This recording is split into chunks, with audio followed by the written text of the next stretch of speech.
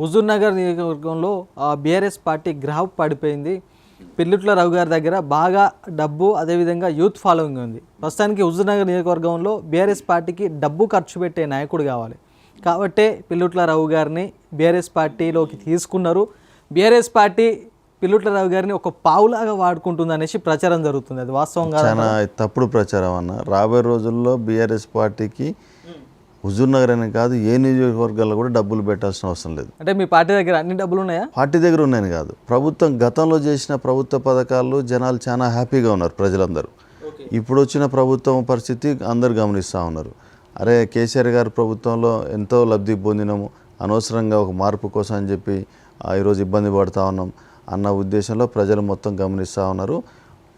మీరు అన్నట్లు నా దగ్గర డబ్బులు ఉన్నాయని చెప్పి తీసుకున్నారు అన్నది చాలా తప్పుడు ప్రచారం. అది తప్పనిసరిగా రాబోయే రోజుల్లో రూపాయి డబ్బులు పెట్టినా పెట్టకున్నా వచ్చేది కేసీఆర్ గారి ప్రభుత్వం అని చెప్పి చెప్తారు. ఉమ్మడి నల్గొండ జిల్లాలో ఏ పార్టీ అయినా సరే, ఏ పార్టీ చూసుకున్నా కూడా ఆ రెడ్డి నాయకులు ఉన్న పెద్ద నాయకులు కలిసి ఇతర పార్టీలో ఉన్నటువంటి కానీ లేకపోతే స్థానిక పార్టీలో ఉన్నటువంటి ఇతర నాయకులను ఎదగనివ్వరు అనేది ఒక ప్రచారం జరుగుతుంది. అలాంటిది ఉమ్మడి నల్గొండ జిల్లాలో రెడ్డి పాలిటిక్స్ని మీరు ఏ విధంగా తట్టుకోగలుగుతారంటే ఏం చెప్తారు? రెడ్డి పాలిటిక్స్ అని ఇది మనం బయటికి మాట్లాడుకోనికి రెగ్యులర్ నడుస్తుంది. ఇది నల్గొండ జిల్లా నుంచి రెడ్డి పాలిటిక్స్ అని అదని ఇదని అట్లేం లేదు. ప్రతి నియోజకవర్గంలో రెడ్డిస్ ఉన్నారు, బీసీలు ఉన్నారు, ఎస్సీ ఎస్టీ మైనార్టీ ఉన్నారు, అన్ని వర్గాలు ఉన్నాయి. ఇప్పుడు అట్లా అనుకుంటే మా పక్క కాన్స్టిట్యూన్సీ అంతకుముందు బొల్లమల్ల యాదవ్ గారు బీఆర్ఎస్ పార్టీ నుంచి, అది కూడా రెడ్డి కాన్స్టిట్యూన్సీ ప్రాబ్లం ఉన్నది, అక్కడ కూడా గెలవటం జరిగింది. దాని తర్వాత భగత్ గారు, నోముల భగత్ అన్న కూడా అక్కడ అది కూడా రెడ్డి ప్రాబ్లం ఉన్న మన జానారెడ్డి గారు నుంచి గెలవడం జరిగింది.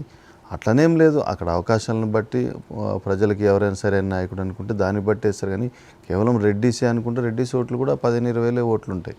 దాని గురించి కాదు, అట్లనేం లేదు.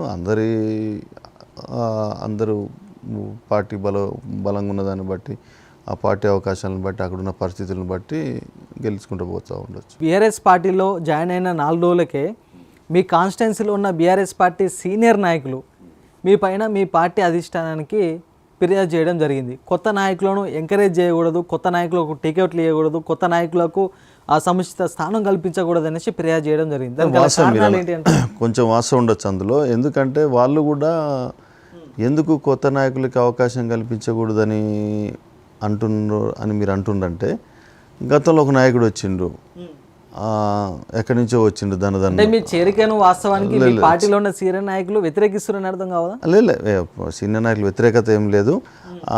వాళ్ళ ఉద్దేశం, నేను అనుకునే వాళ్ళ ఉద్దేశం ఏంటంటే, గతంలో ఒక నాయకుడు ఎక్కడి నుంచో వచ్చిండు,